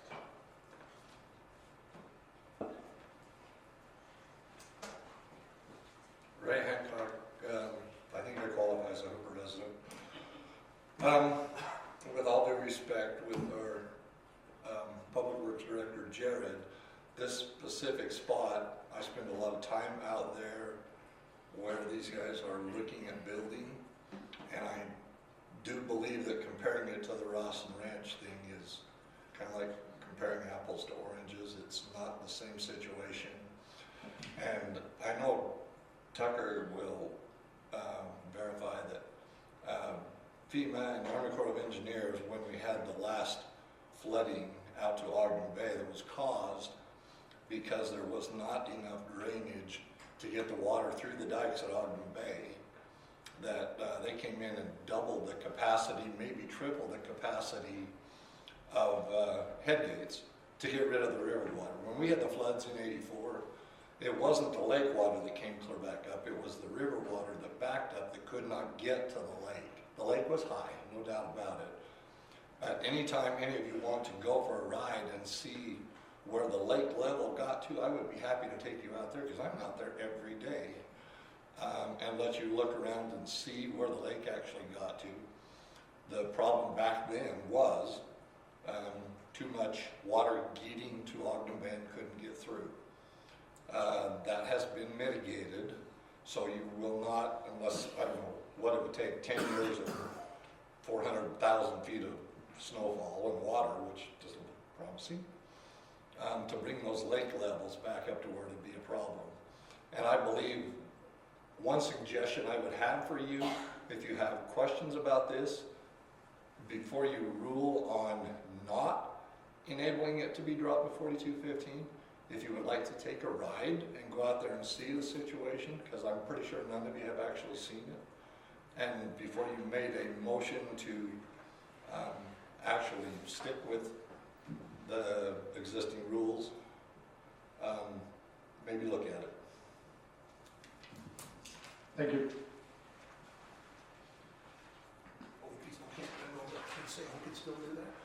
Just barely. Larry Romblotto, Hooper resident. I'm just going to piggyback Ray a little bit. Talked to Jared today. We had a great conversation, and I think there's different areas out here in Hooper that the Rawson one, Torgelli, yeah, that may be a problem. I don't know the area well, but I do know where the lake came up in my property in '84. We still have driftwood there. And Ray just explained what happened. I went out and off of the map that I've got from the city here today and went to that 4220 line, and then I went to where the drain water is running. It never backs up on my property and is draining out, and it's at 4212. And then I go a little further west where the water drains out through another area. It's really not a ditch, it's just surface. And that one there's at 4209. I didn't go shoot where the lake come up. I wish I would have now. My guess is that it's probably 42.5, 42.6, somewhere's in there. And so my suggestion, I know it's coming back to us to make the decision, but just so you guys can come up with something, wording or that to take, maybe even each specific piece of property, how it aligns with the South Run, or what do you call it, the South Fork? It's been the South Run to us since we were kids, but yeah, I don't see it ever backing up. Can it? Absolutely, but anyway, that's just a little bit of info that might help you know some things. And if this map's correct, those would be the right heights. Thank you. Thank you. Any other public comment? Seeing no public comment, I'll entertain a motion to return to our regular meeting. Make a motion we close public comment. Second. A motion from Commissioner Woodison and a second from Commissioner Denny. All in favor? Aye. Aye. Okay, we are now back in our regular meeting on the request for change the elevation line and bring it back to the commission for discussion and motion. That's a question. Jared, so with that, was it Rosin Ranch, what do you call it? Mm-hmm. So that was prior to this 4220 code that we have now. So what determined, what made you guys get up to that elevation we were saying where it worked well? Just because it... That was the only way they could get it to drain, the design engineers. Yeah. To get to that 4215 with their storm drain, obviously the lots were going to be higher than that. So. Yeah. So that's kind of where I wanted to get to is, I think a lot of times, I think numbers are good to start at, right? We have somewhere to go off. But a lot of times the design of the subdivision improvements are going to determine where the houses are going to end up at. And I think it's probably good, I think we look at the number and maybe change things down. 4220 is probably a little high in my opinion, but I think we need to give the city, the review, what do you call it, the technical review committee, they call it, and specifically Jared, a little more, not power, but just a little more say in different elevation to determine that based off of professional geotechnical or those people bringing the design to them. Because that, to me, that makes more sense. Where, I mean, obviously we want the city to have good infrastructure and not have issues, but we also need to rely on the professionals who are designing and bringing these studies to us to make sure that it's going to be good, you know. We kind of discussed, yeah, there's wet years, dry years, water levels go up and down in the ground and things like that, but so that's kind of my thoughts is maybe bring the number down and then just give maybe a little more, I guess, leniency, I don't know, just going back and forth with the design engineers and the professionals for the geotechnical and stuff like that. So I guess I have a question for city council or our attorney. Nick, is this something that we can make variable? I mean, I called a couple of different cities today, like Farmington's got a set number, Syracuse has something different where it's based on water tests and people paying for pump stations. Is it somewhere we can set a number and say then it's a conditional use or to go below that number, or what would you advise? Well, can we word it that way? Okay, yeah, great question. So this is an ordinance change, so you're a recommending body, so this body wouldn't actually do that, the city council would, but it's a legislative decision. So there doesn't need to be substantial evidence, there just needs to be a reasonable basis for why you've passed the ordinance. Mr. Hancock, our Public Works Director, has done a great job of explaining the reasonable basis for why they initially enacted the ordinance. But if you, as a planning commission, want to give some flexibility to developers and to say, hey, go look at this on a site-specific basis, you have absolute legislative authority to do that, and you're be free to do that. You could have a bright line rule, and sometimes there's some pluses to that. It makes it real easy for staff to say, hey, look, you're below 4220, we're done. That saves a lot of staff time, but there's been good points on the other side as well, so yeah, you can make that customizable to each site. So if we were looking at like 4217, and somebody still wanted to go below that, if the city council passed that ordinance at 4217, they can still apply for a variance? Yeah, you can apply for a variance. A variance has a very high standard, but what I guess if you wanted to give some flexibility, we could draft an ordinance that allowed you to give developers on a case-by-case scenario, yeah. And that protects the city and the developer. Yeah, absolutely. Yes, I have a question for just Peter comment on. Currently how the ordinance is written, is the city at risk of litigation or anything like that with how it's currently written?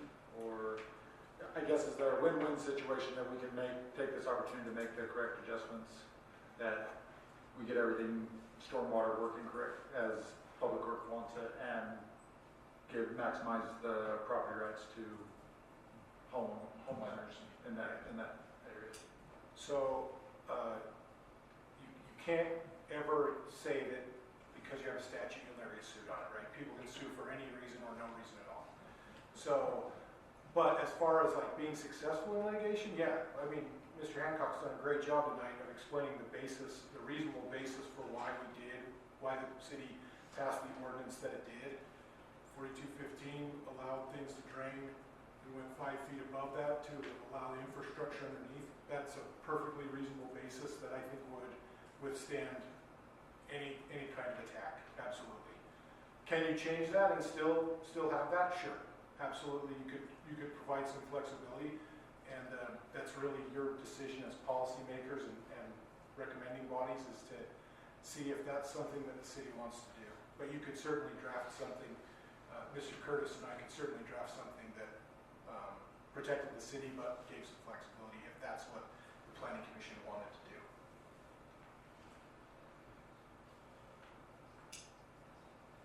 I like Tucker's idea of the flexibility.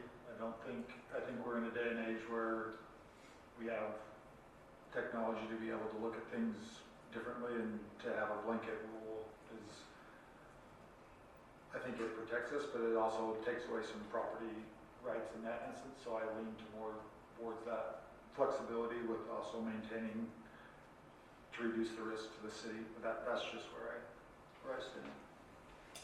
I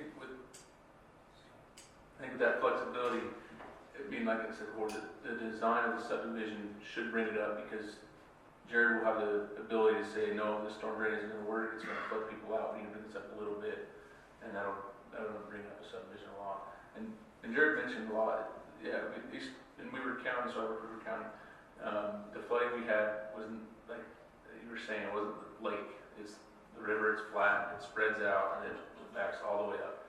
A couple years ago, we had the big snow events, it was actually pretty controlled runoff, but things still flooded, right? It got up high, and I don't know if it backed up where you were talking, just right next to this Frozen Ranch or anything like that. But yeah, a little bit. And things have changed. They did do some improvements to Ogden Bay a lot. I don't know, I mean, it's helped, but there's always something, right? There's always something that's going to cause problems. But I think that's my thought is let's have flexibility. The design and the review of the design is going to bring those houses up if they need to be brought up. Because we don't want to. The last thing is you want. I mean, in August when it rained hard for a day and a half, we got how many inches of rain I forget, but we had people calling all day at the county saying we're flooding, sump pumps aren't doing nothing. Well, that's because every drain was full. And so your exact example where the drains are full, they couldn't pump anywhere. They just flooded. So I think the design and the review of that design will kind of bring things up if it needs to be brought up. So that's kind of I like the flexibility idea of it. Yeah, I would say I agree. I'm a big proponent of Jared's model that he proposed. You know, I have a pretty good knowledge base of underground infrastructure from my professional life, but obviously water's got to flow, and if it's just pumping in a circle because the pipes are full or the dams are full or the river's full, then we're screwed. But I like the idea of some flexibility. Can I make one more comment, Commissioner? So I don't disagree. Some of these guys have brought up some good points, and I don't have any problem looking at it case by case. I think the hard part here is since 1986, we've dealt with one elevation, that's it. We made some adjustments to that, and I don't really mind going back to 4215 as long as we can start there with infrastructure. But I think that's probably the hard part. There definitely are cases. I think anybody looking at that Rawson Ranch scenario would be crazy to say, let's build lots below the ponds. There are some other places in town like Mr. Lynch's that may be fine. So I don't mind looking at them case by case, but do we want to absolute, we're not going below this level? The other thing I want to bring up, we talked about geotech reports, and I'm not a geotech engineer, but I read them all the time, and a lot of times they're full of baloney. They go out in I won't mention the property, and tell us they found traces of groundwater at 7 feet. And I'm like, leave that open overnight and there'll be more than a trace, it'll be full. If we go do a bunch of geotech reports right now on it's either the driest or the second driest year ever, we're gonna get reports that are favorable to developing that area that may not be the case when we get another 1984. So I think there's a little bit of stuff we'd have to work out, but I'm not opposed to working it case by case and doing things that make sense. The other thing I wanted to mention is too, I don't know, I've never looked recently at the flood maps for Hooper. Obviously we're getting closer to the lake and we're going to be seeing the flood zone, and if I'm not mistaken, it's zone A pretty much everywhere, right? There's no defined flood elevation saying this is it. And so if we're getting closer to that, then that's going to help determine a lot of things anyways. I don't know how close your property is to the flood zone, but anyways, that's just something to think about as well.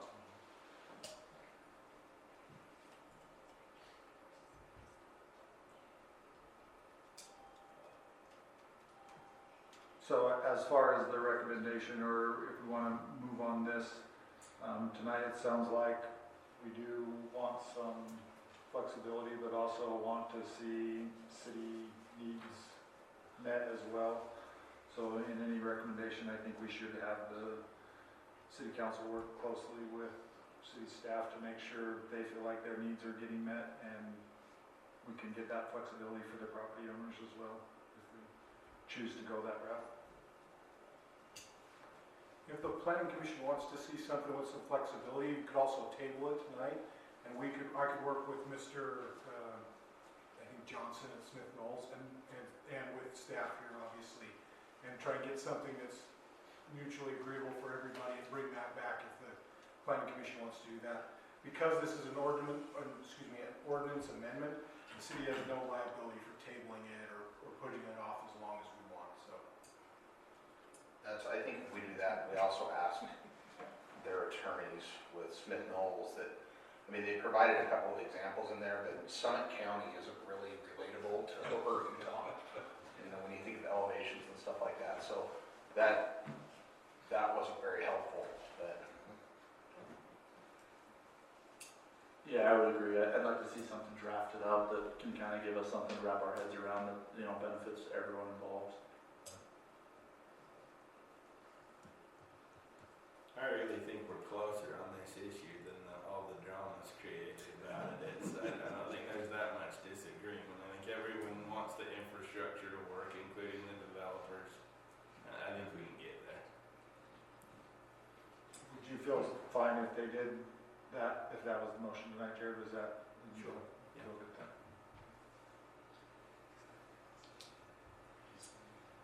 Then if you're okay with it, I will motion to table this and we will revisit the issue with a draft from the attorneys. Second. A motion from Commissioner Denny and a second from Commissioner Wick to table this item until we get further instruction from the attorneys. All in favor? Aye. Aye. Now on to our last discussion item this is involving a group home ordinance creation and amendments to Hooper City Code 10-1A-1, amendment of 10-2B-2, and creation of a new ordinance 10-2B-6. They'll bring that up to the commission to discuss and maybe ask the attorney any questions that we have in our work as well.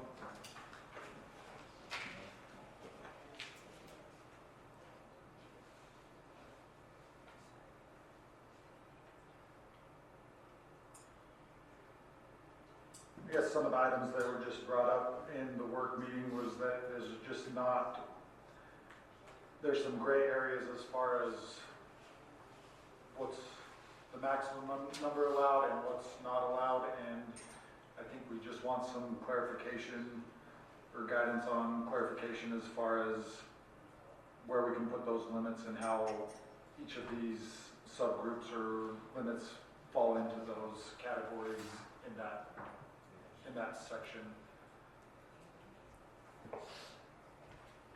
Did that sum up everybody? Yeah, I mean, I'm sorry, I apologize, I was a little stressed. Can you tell me the question again?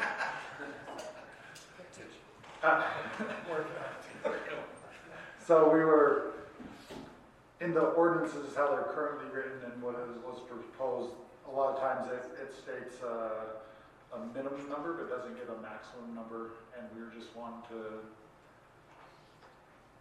guidance on how those maximum numbers are, best way to determine those maximum numbers. So group home facilities are a sticky wicket legally.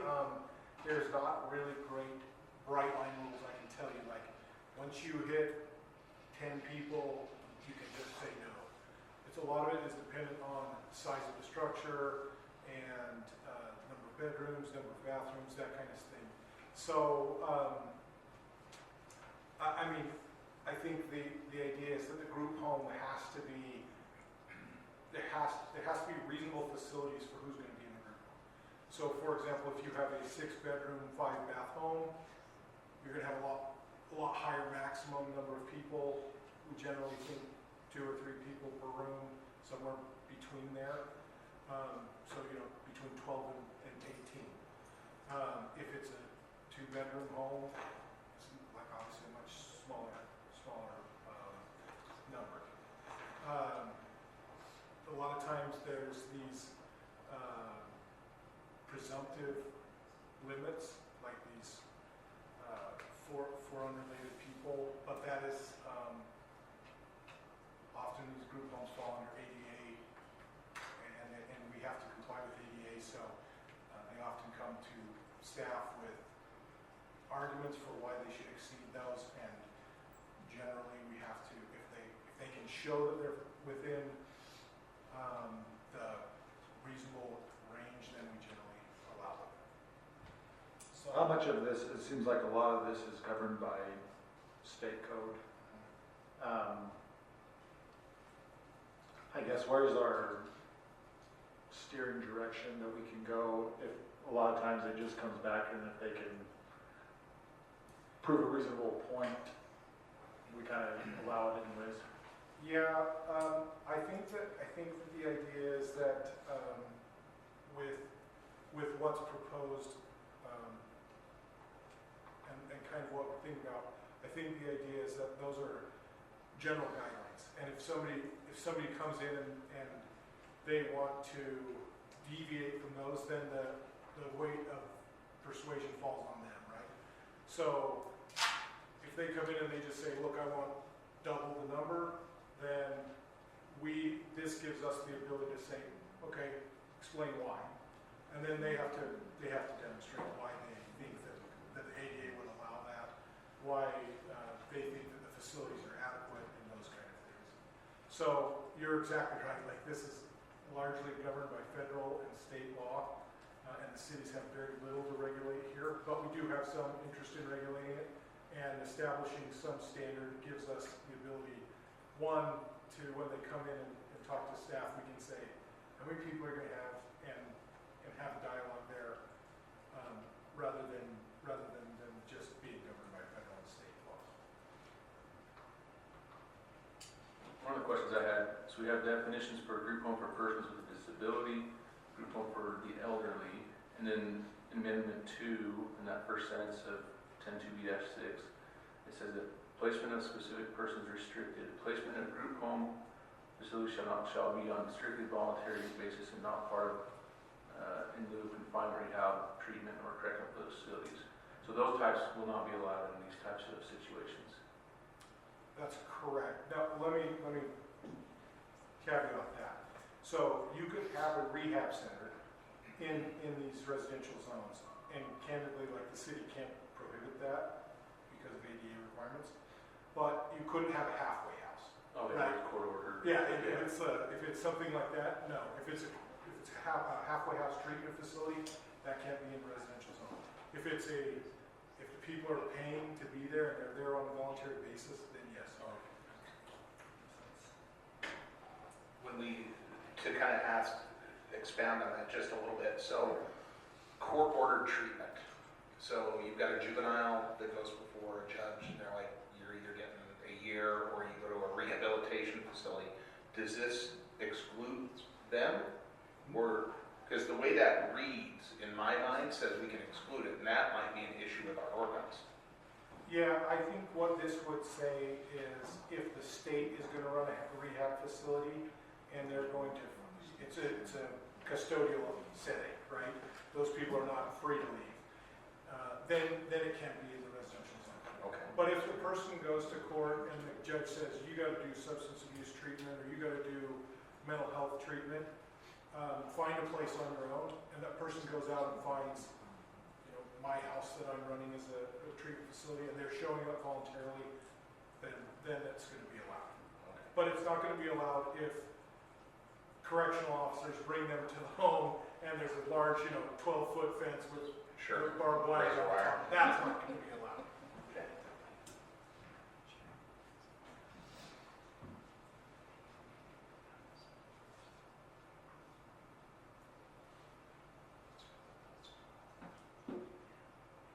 I guess I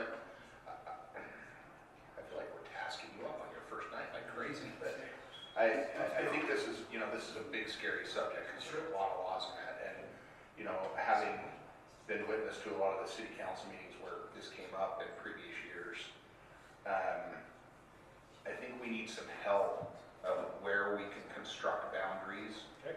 versus, whether it be residential or commercial zone, whether it be bed count. A lot of that is federal and state mandated, right? Sure. Like certifications and all that kind of stuff. But I think we could really use some help and guidance there, because otherwise we're just going to have arbitrary numbers and violate everybody's rights and laws, and that's not good. Fair enough. This is a great first meeting for me. Thank you. Oh, we're not done with you yet. Okay, so just so I'm clear, so when we come back in July, we want to have a better understanding of number of residents per bed, per square foot or whatever. What else? Can we change that? Can we change that based off of residential and commercial too? Can there be two different codes based off of both zonings? I feel pretty confident that we can do that right now, but I'll do some research to make sure. Yeah, I think, and just the kind of what the guardrails are and verbiage around, are our definitions correct around, what defines elderly person or persons with disabilities. It seems like we have different min-maxes listed in here, and I just want to make sure we're lined up with keeping everybody legal.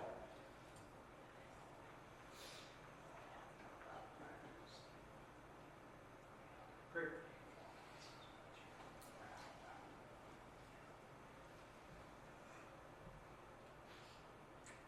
I think that was all. Anybody else? Questions or comment? I think that answered most of mine. I got some good marching orders. I'll have something good for you next time. Wait for it. It'll be great. Thank you. We'll now move into our citizen comment portion of the meeting. As a citizen, you can come forward. You have 3 minutes to comment. Please state your name and if you're a Upper City resident.